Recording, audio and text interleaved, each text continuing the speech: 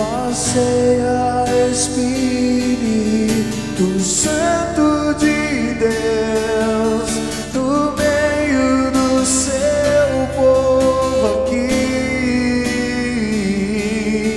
Liberte os cativos que estão a sofrer e dá-lhes um renovo em todo viver.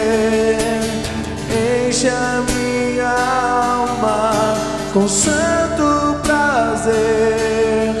Vem, toque minha vida com grande poder. Vem, meu Senhor, não demore a chegar. Eu quero estar junto de ti a louvar.